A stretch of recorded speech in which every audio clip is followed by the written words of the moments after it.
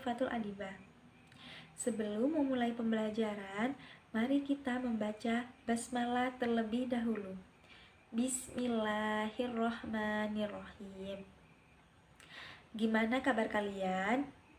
Sehat semua ya. Saya doakan semoga kalian sehat selalu. Nah, saya ingin bertanya, apakah kalian tahu rukun iman yang keenam? Ya, rukun iman yang keenam yaitu beriman kepada qada dan qadar. Apa kalian juga sudah mengerti arti qada dan qadar? Baik, jika belum memahami arti qada dan qadar, kita akan membahasnya.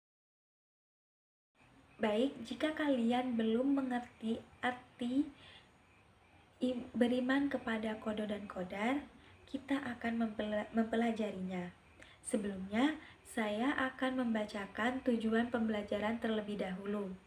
Yang pertama yaitu memahami makna iman kepada qada dan qadar.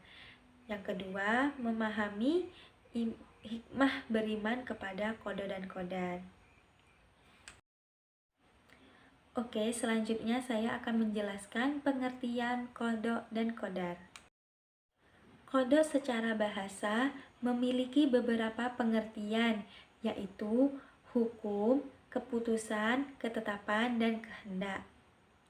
Sedangkan qadar ialah kepastian, ukuran, kekuasaan, perwujudan, dan kehendak.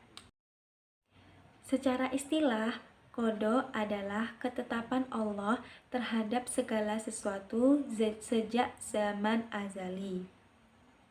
Zaman azali yaitu zaman ketika segala sesuatu belum tercipta. Sedangkan qadar ialah perwujudan kehendak Allah terhadap semua makhluknya dalam ukuran dan bentuk tertentu sesuai dengan kaidahnya. Apakah kalian tahu takdir itu dibagi menjadi berapa? Ya, takdir itu dibagi menjadi dua, yaitu takdir mu'allaq dan takdir mubram. Mu'allaq secara bahasa artinya sesuatu yang digantungkan. Sedangkan takdir mu'allaq yaitu ketentuan Allah yang menyertakan peran manusia melalui usaha dan ikhtiarnya. Manusia diberi peran untuk berusaha, hasilnya Allah yang menentukan. Contohnya, seperti kepintaran, kesehatan, dan kemakmuran. Sedangkan mubram secara bahasa artinya sesuatu yang tidak dapat dielakkan atau sudah pasti. Jadi, takdir mubram adalah ketentuan mutlak dari Allah yang pasti berlaku dan manusia tidak dapat diberi peran untuk mewujudkannya. Contohnya seperti jenis kelamin, gaya gravitasi, kematian, bentuk bumi, kiamat, dan lain sebagainya. Beriman kepada qada dan qadar juga ada manfaatnya.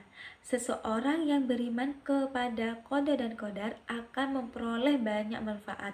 Di antaranya yaitu 1. Menenangkan jiwa.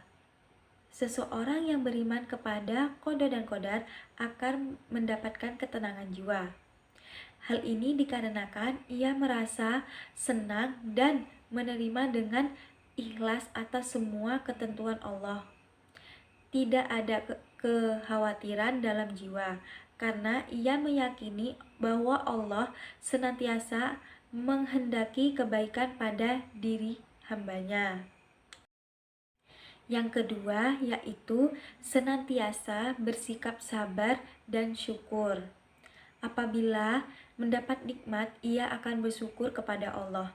Ciri orang yang bersyukur yaitu di dalam hatinya merasa cukup atas pemberian Allah.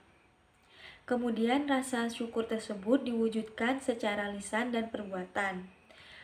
Syukur secara lisan yaitu dengan mengucapkan alhamdulillah. Dan perbuatan, yaitu memperbanyak ibadah, sedekah, serta menggunakan nikmat-nikmat tersebut sesuai dengan kehendak Allah. Orang yang beriman kepada qada dan qadar juga akan sabar, pasrah, dan tawakal apabila mengalami kesulitan, kesusahan, terkena musibah, ataupun cobaan. Bentuk musibah ataupun cobaan bisa berupa bencana alam, kebakaran, fisik yang lemah, penyakit, kekurangan bahan makanan, dan lain sebagainya. Semua musibah dan cobaan pada hakikatnya bertujuan untuk menguji keimanan seorang hamba. Oleh karena itu, sikap terbaik dalam menghadapi musibah dan cobaan adalah dengan bersabar. Yang ketiga, menumbuhkan sifat optimis. Seseorang yang beriman kepada qada dan qadar akan memiliki sifat optimis. Kegagalan meraih cita-cita tidak membuatnya berputus asa, justru sebaliknya. Maka bersemangat berusaha sekuat tenaga untuk meraihnya. Ia meyakini setiap kegagalan pasti ada pelajaran berharga. Yang keempat yaitu menjauhkan diri dari sifat sombong. Seseorang yang beriman kepada qada dan qadar apabila memperoleh keberhasilan, ia menganggap semua itu adalah karunia Allah. Ia tidak pernah mengatakan semua itu merupakan hasil usahanya sendiri. Ia tetap merasa rendah hati kepada siapapun. Dapat dipetik dalam beriman kepada qada dan qadar yaitu satu, dengan memahami konsep qada dan qadar yang benar, seorang muslim senantiasa optimis, berikhtiar, serta bertawakal kepada Allah. Yang kedua, seseorang yang memahami qada dan qadar tidak akan berprasangka buruk baik kepada Allah maupun kepada makhluknya. Yang ketiga, Allah menciptakan makhluknya dengan segenap kemampuan, anggota tubuh, atau kelebihan tertentu. Dengan berkah tersebut, seorang muslim diwajibkan berusaha untuk memperoleh kehidupan yang layak dan tidak berputus asa dengan rahmat Allah. Oke, selanjutnya kita menyadari bahwa manusia diciptakan berbeda-beda dan beragam. Hikmahnya adalah untuk saling mengenal dan bekerja sama. Selanjutnya, dengan qada dan qadar, seorang muslim sadar bahwa segala sesuatu yang Allah ciptakan memiliki tugas masing-masing. Karena itu, ia tidak patut menyombongkan diri atau merasa rendah diri dari orang lain. Selanjutnya, setiap manusia memiliki kehendak bebas, kendati sudah ada ketetapannya, namun ia diberi keleluasaan untuk memilih. Dari pilihannya itulah ia memperoleh balasan, baik itu balasan di dunia atau balasan di akhirat. Selanjutnya, Allah akan memberikan berkah dan hasil yang maksimal sesuai usaha hambanya jika ia mau berusaha.